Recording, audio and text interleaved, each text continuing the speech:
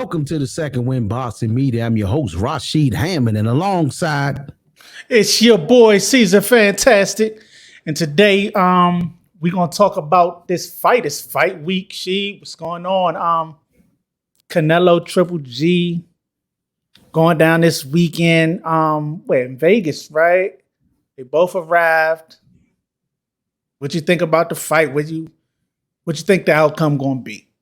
man, I'm still not sold on it, man. In terms of, I'm going with Triple G. I'm going with Canelo. I'm going with Canelo. Let me clarify this. Canelo is one of my favorite fighters. Have been since after Floyd Mayweather, since he changed his style. He has been my favorite fighter since after post Floyd Mayweather. So I'm going with Canelo all the way. I mean, I don't whoever he's fighting, unless it's Floyd Mayweather, I'm going with Canelo. He's actually my second favorite, but now that Floyd's retired, he's my favorite fighter. So I got him winning that one. We gonna outbox him. Triple G's days is over, man. And Canelo still has a few more fights in him. After Triple G, I don't see Triple G being a big seller anymore, man. Unless he start back fighting ducks and start knocking out 15, 20 more peoples, I think that's what it is. So, you know what I'm saying? I don't really see it selling. I don't think this joint gonna do numbers. I hopefully it does, because I want to see people eat, man. You know, at the end of the day, I want to see people. I'd rather be wrong than somebody starving, you know what I'm saying? Or the bag getting messed up. So anybody's bag. So I'd rather be wrong with that, but I don't see it selling. But I'd rather be wrong and those people be able to make that money. Yeah. Like we said the other day, man, as far as selling, I still don't see the buzz for it being like Canelo week. You know what I mean? Normally it's Canelo week. It's like the Super Bowl almost. And this time it's just like it's a fight coming up this weekend. Yeah.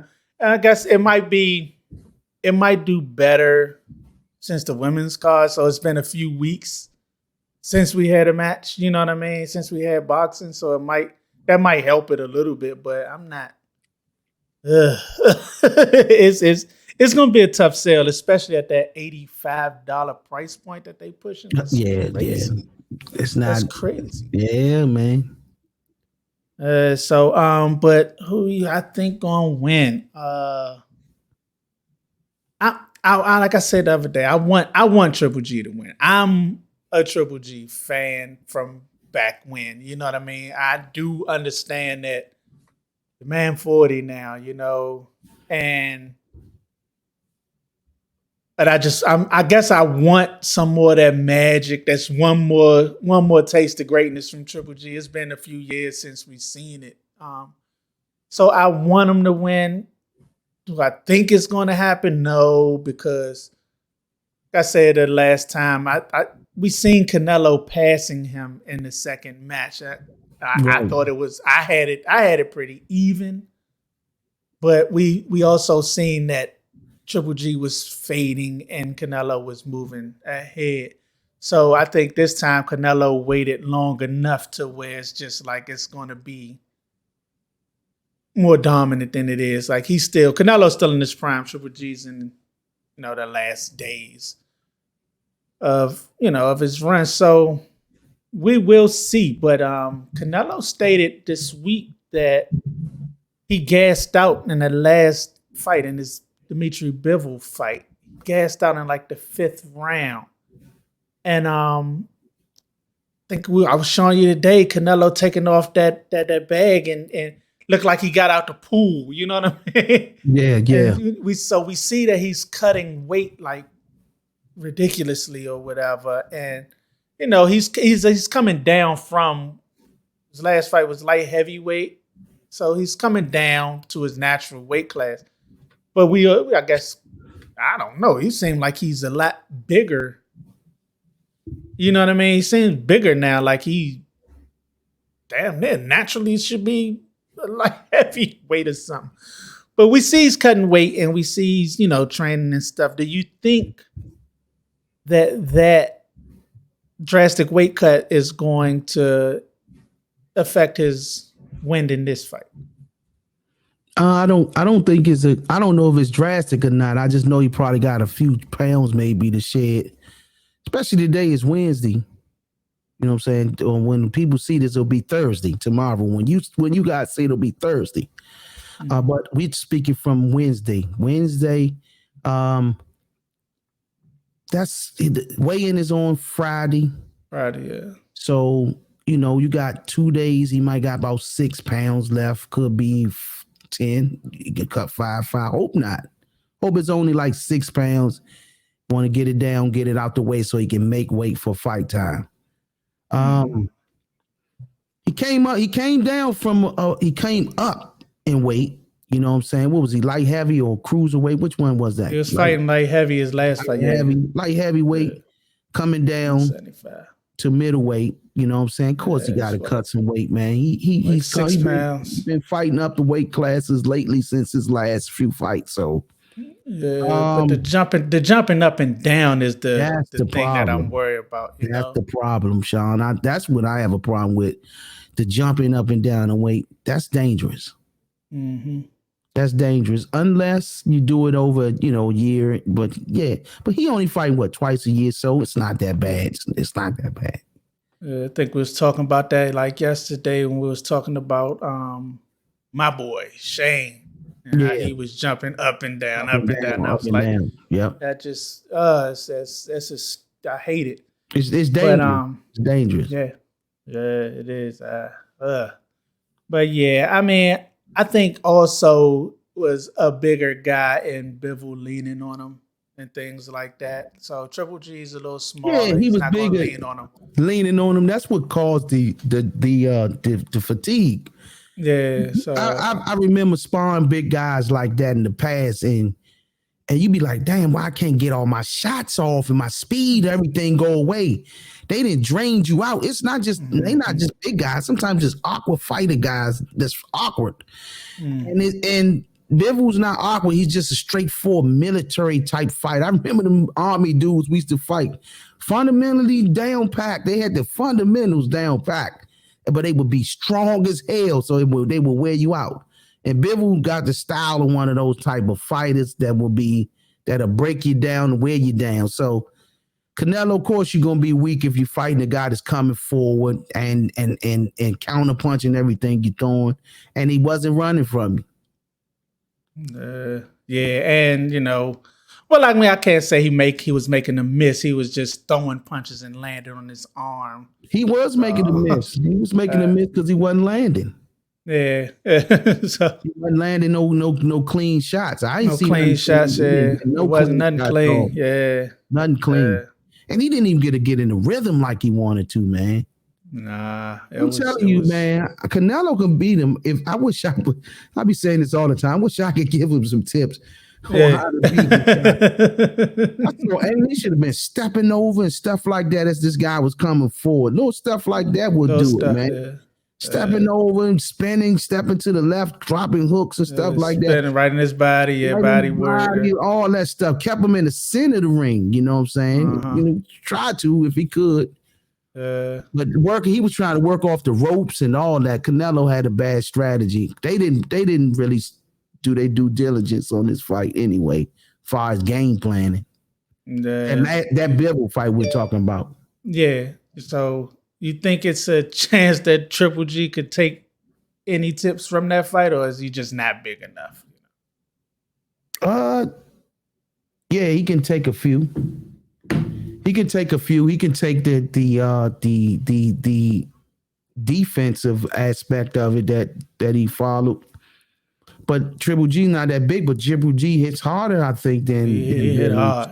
That boy can hit. We can't forget that Triple G is a knockout artist now. Yeah. Oh, he can hit. Gotta have that. Keep that in memory. Remember the fact that this guy can knock you out if he want to. But the one beautiful Canelo took them shots so good them last fight. He fades him off, and he fades that chin off. So he prepared for that boy's chin. You know, he put his chin in, dude. I didn't know that you can get the chin ready, but I guess you can. He figured out a way. I used to tell people all the time, you can't do no chin ups. It ain't gonna help you. He done found a way. Those chin ups is not gonna help you, buddy. All right, so now it's been 6 years Wow. in the lead up to this Spence and Crawford shindig. Do you think that we getting to a point now where it's losing its steam, it's losing its luster, where it's just like people just getting over it? Nah, not yet. Not yet until they sign it. I don't think it's losing its lust. I just people, the real boxing fans, are getting fed up with the games. If there are games, it could be because man, you talked about this earlier about maybe the fight has already been, you know what I'm saying, signed and sealed, you know. Mm-hmm. And maybe folks are just focusing on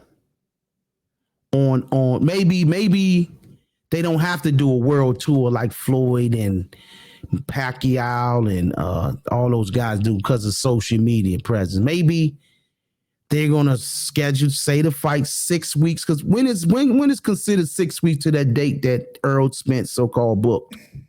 That'll be like 2 weeks from now.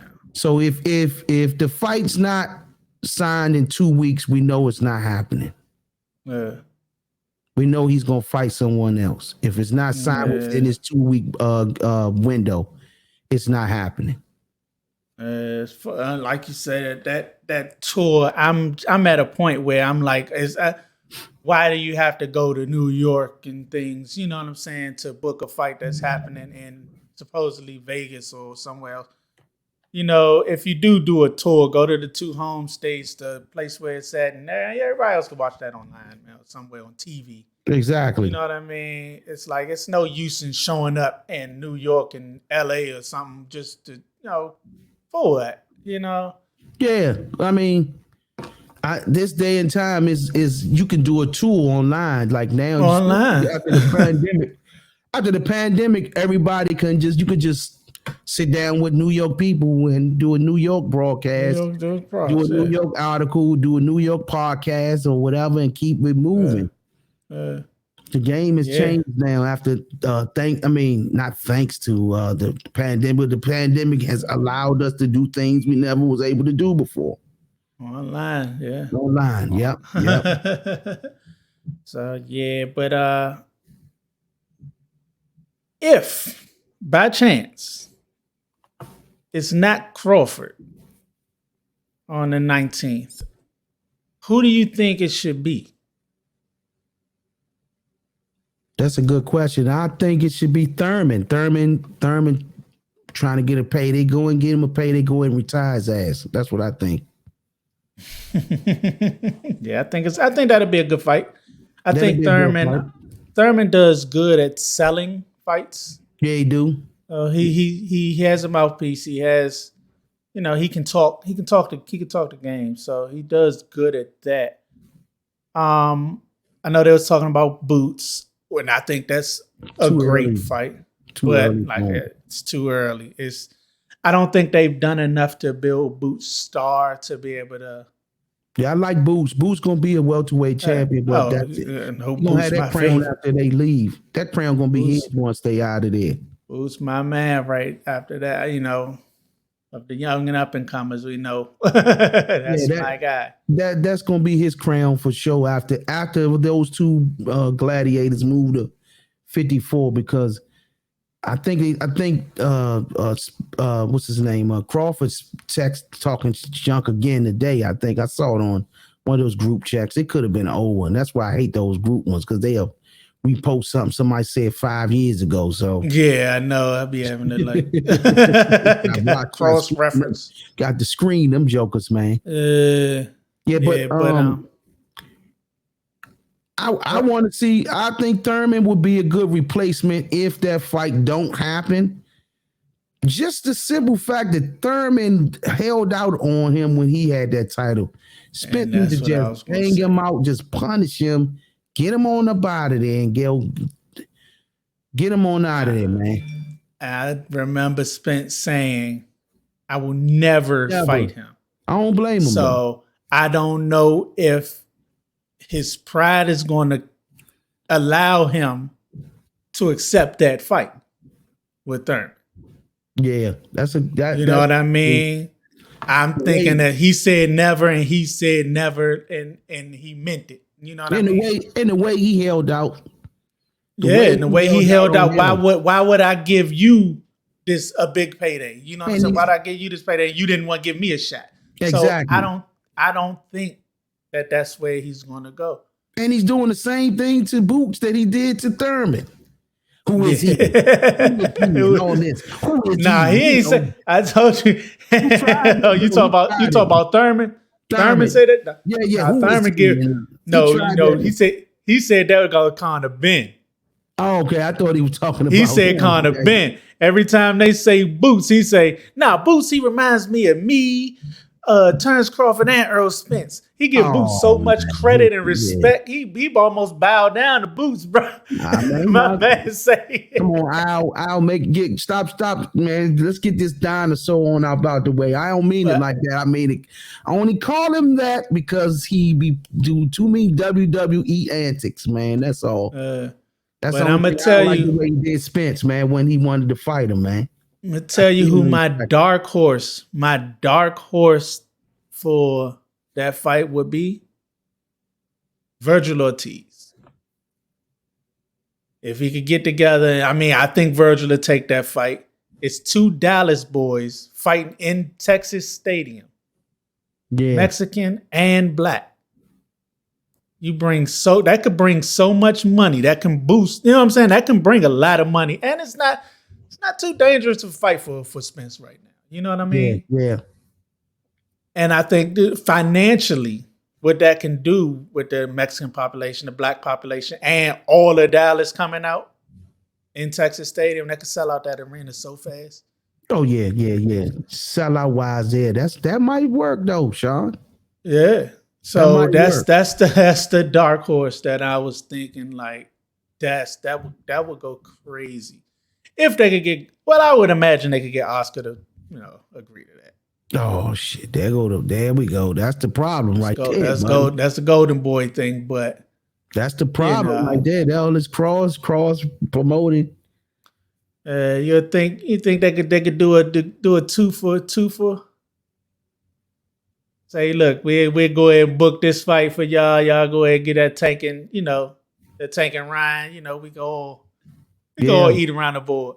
But didn't they say Oscar's in the way of this one? Of the Ryan and Garcia fight? I mean, Tank and Ryan? Nah, I don't know. It's been, that's a whole lot of behind the scenes talk. Like, so who knows now? We don't know what Tank gonna do in December. They both talking like that's gonna happen in December. You know what I mean? Yeah, they do. They are talking. I think it could happen. I think the one we predicted might be. We was pushing that. We was saying that was the bigger fight. So the bigger fight seems like it has more possibility of working out. Than the other one, more fruition than the other one. That's from what I'm saying. So it's got more possibility of working out. That's for sure. Because this one has been. I don't know. I think. I think they agreed to splits. I think they agreed to this and agreed to that. But I just think that they just don't. I don't think they are in agreements or one side or the other with how much guarantees they have or what the networks are going to pay, or you know what I mean? I don't know. But I think it's smaller things that's holding it up than just like 50-50 and 60-40. You know what I'm saying? Yeah. It's the semantics now. They done got to where it's to the little things that can be holding this up, and it can be just sticking points that just they're not willing to budge on, and other people not willing to budge on. So we will see. I don't know. This is all me guessing. Man, hopefully it happened, man. I hope they close it. Because it gotta happen. It's good for boxing. You got all these damn YouTubers dominating. It's time for the fighters to show pure boxing again. Let's see it pure. Let's see two great gladiators go to work. Two fighters fight. Now let me. This is for Errol Spence and Crawford directly to you. If this fight don't happen, don't be upset that you got these YouTubers out here doing numbers that you can't do, or that you can do, but you're making it so difficult to do because of a 45, 40, 40, 60, a 10% difference. Okay, the three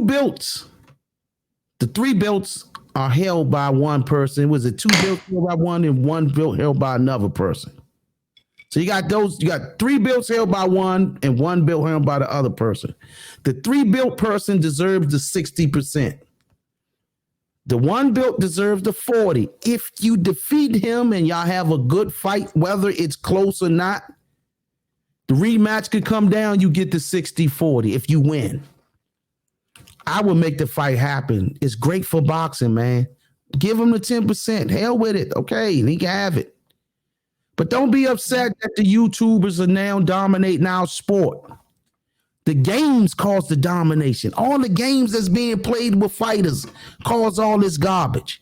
If the sport was getting all the good fights like they wanted, everybody fighting each other, could nobody come infiltrate our beautiful sport? Those promoters allowed all these games to be played. We've been playing these games. Now here come the game players. The YouTube game players, literally gamers and shit like that, took over because we sitting around been playing games.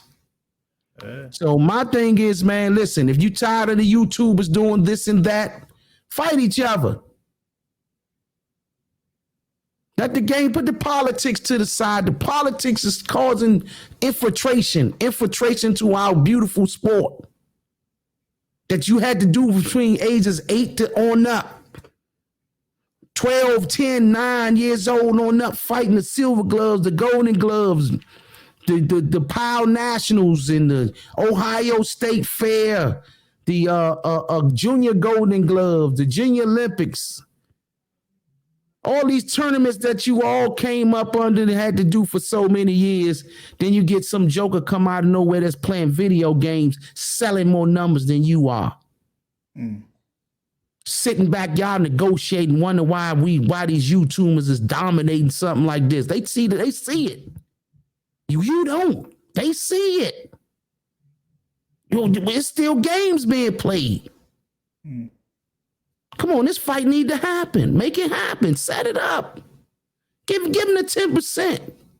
You're still gonna make about $20 million, 15 to 20 million, even 10 million. Make the fight happen, man. You can still feed your family with it. That's what I got to say about that, man. Let's cut the games out, people. Let's cut the games out. Yeah, I mean, you look at what Joshua and Fury, you know, when Fury came to him, he said 60-40, take it or leave it.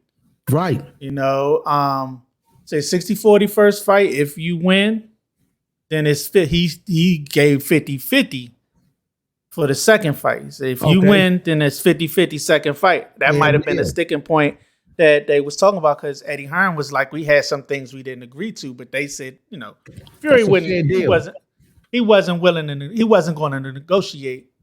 He like, look, I'm giving you a chance. You know what I mean? That's a fair deal. He's the A side, you know. Fair deal. He gave him a chance. He gave him that. He said, look, 60-40, you win, you get 50-50 next fight for the rematch. And hey, you know, he's coming with the belt. You know what I mean? So fair deal.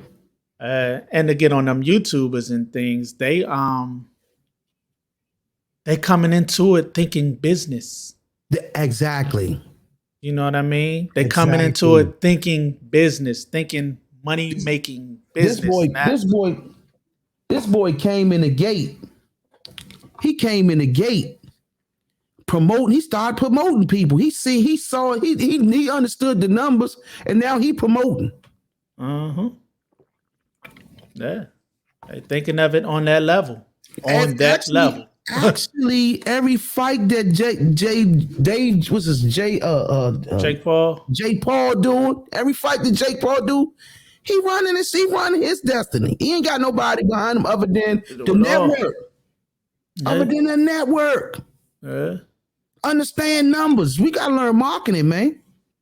This sport these dudes already understand marketing. That's why they came in and took it over. Yeah. It's bigger than boxing. I don't care who you are. It's bigger than just throwing punches. You have to understand the business side of it. Marketing tools. Learn how to market yourself so you can sell these numbers. Now that it's been capitalized and it's become an industry. Exactly. That's just, with the money comes this. Exactly. You know what I'm saying? You want to get paid them big bucks, then that's what you're going to have to deal with. You know what I mean? It's the only way the suits know how to do business and conduct business. So you're going to have to learn how to play their game. That's all. You got to learn to play again. You got to learn how to sell numbers. Numbers talk, bullshit walks. Hey, look at Ryan and his Instagram followers that people don't want to give him credit for. That's why I was telling people that fight's bigger.